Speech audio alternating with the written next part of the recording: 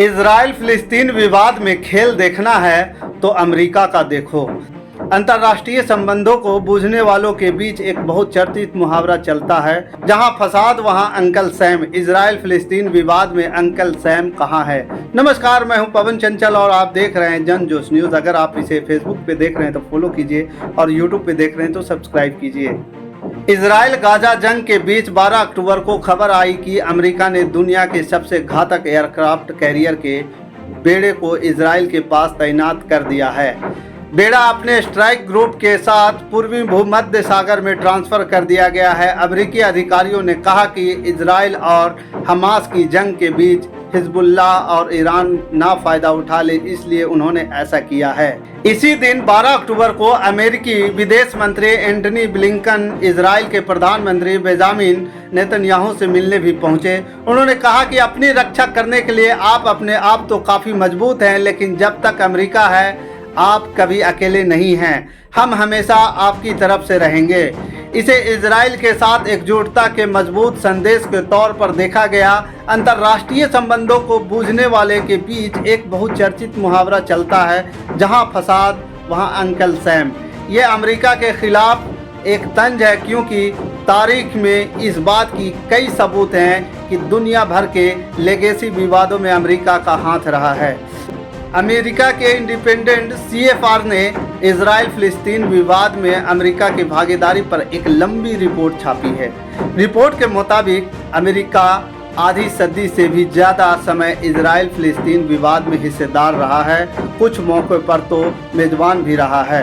दूसरे विश्व युद्ध के तुरंत बाद ही अमेरिका UK के साथ मिलकर सिफारिश करने लगा कि यूरोप में हुए होलोकॉस्ट से बचे हुए यहूदी फिलिस्तीन चले जाएं और ये ज़मीन ना यहूदियों की होगी ना अरब के लोगों की। तब से लेकर आज तक अमेरिका इजराइल के पाले में है। इजराइल को एक संप्रभु राष्ट्र के रूप में मान्यता देने वाला पहला देश भी अमेरिका ही था।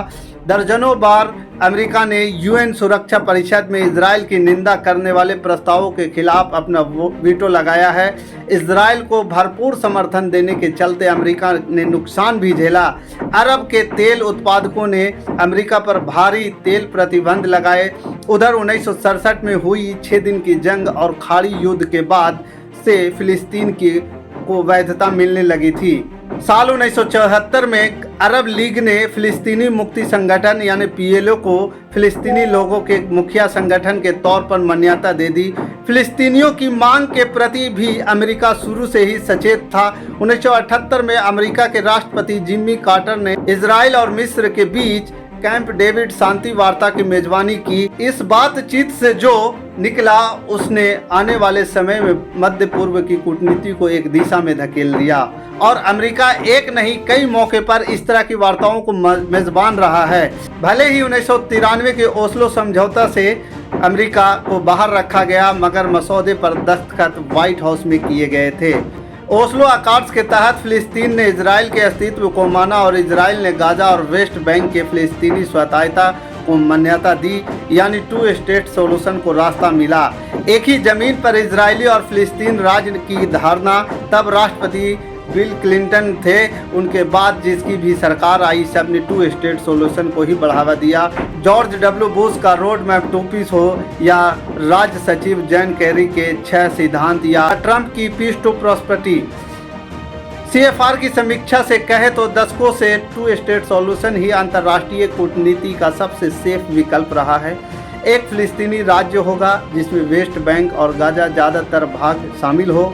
हालांकि इस धारणा की जीरा करने वाले अधिकतर देशों ने इजराइल को 1967 से पहले वाली सीमाओं पर लौटने को कहा, लेकिन इस बात पर कोई सहमति नहीं बन पाई। अगर ऐसा हो जाए तो उन सीमाओं के भीतर फिलिस्तीनियों और उनके परे रहने वाले इजराइलियों पर क्या क्या असर पड़ेगा। बावजूद इसके US का सीधा फंडा रहा। 2 राज्य अंतर्राष्ट्रीय राजनीति को जानकार के बकौल कहे तो इस विवाद को सुलझाने में अमेरिका का एक सामरिक मकसद रहा है।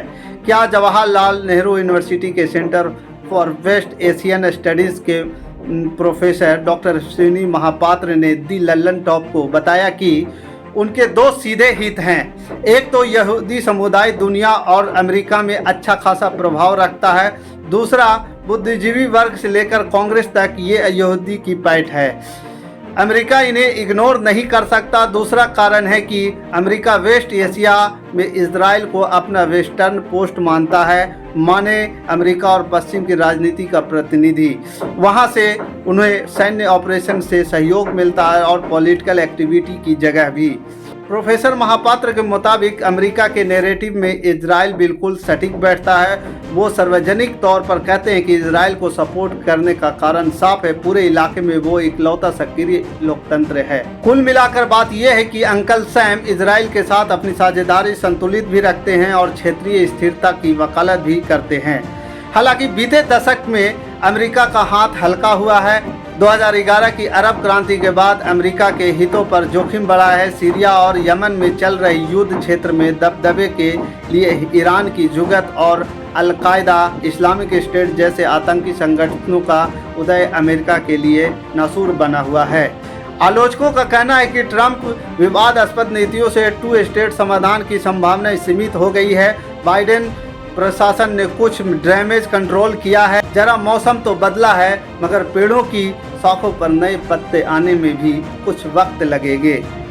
प्रोफेसर अश्विनी ने बताया कि भले ही हमास और इजरायली सेना के बीच इस संघर्ष में कुछ भी हो, मगर हालिया विवाद की वजह से फिलिस्तीन का मुद्दा वापस चर्चा में आ गया है, जो इराक पर अमेरिकी कब्जे, अरब स्प्रिंग और सीरिया यमन में चल रही जंगों की वजह से छिप गया था।